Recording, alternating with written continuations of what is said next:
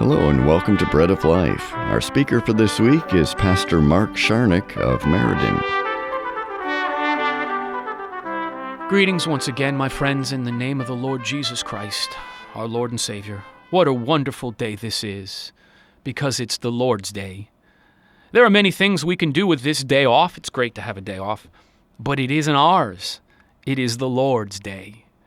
Yesterday we looked at the story of Mary, the sister of Lazarus, who broke open her alabaster and poured the costly spikenard on Jesus. Why? Because he was worthy. As a pastor, I encourage people to come to church on the Lord's Day or any day the church doors are open.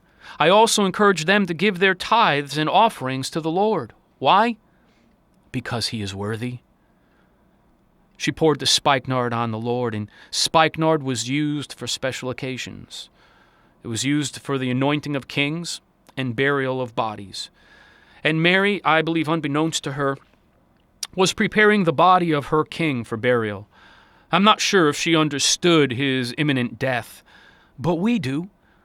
When we understand his death, his sacrifice for us, his great love and mercy, his taking our punishment upon himself, we will break our alabaster. We will lavish our very best on him. We will give him our most precious treasures. His disciples, when this happened, were indignant. In Mark's account of the gospel, it says that some of those present had a problem.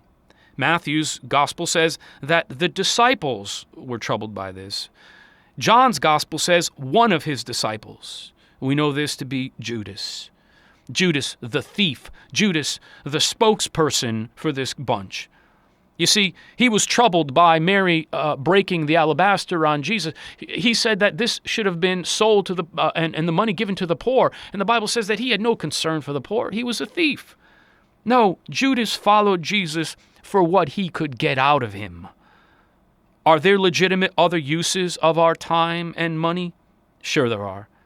But none so honorable as worship to our Lord. None other is worthy to receive it.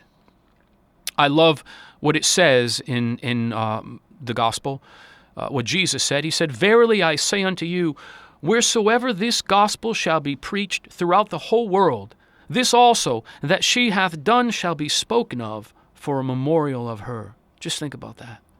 Wherever the gospel of Jesus Christ is preached, Mary's name and what she did for Jesus is recorded for all time and eternity. The word of God will never pass away, and Mary's name and this that she did for Jesus will be recorded for all eternity. The Lord will honor those who honor him. Isn't he worthy, friends? If you've not acknowledged him as king, if you've not given him the honor that is due him, then you've never yielded your life to him. Now would be a great time to do so. How wonderful it would be on the Lord's Day to give the Lord your very best, to give the Lord your life. Christian, are you giving him less than your all? If you have not broken your alabaster of worship, then you're not giving him what he is due. It will fill the room with the aroma. Others will benefit and be blessed by what you give the Lord. I'm talking about worship. Thanks for listening, friends. God bless you.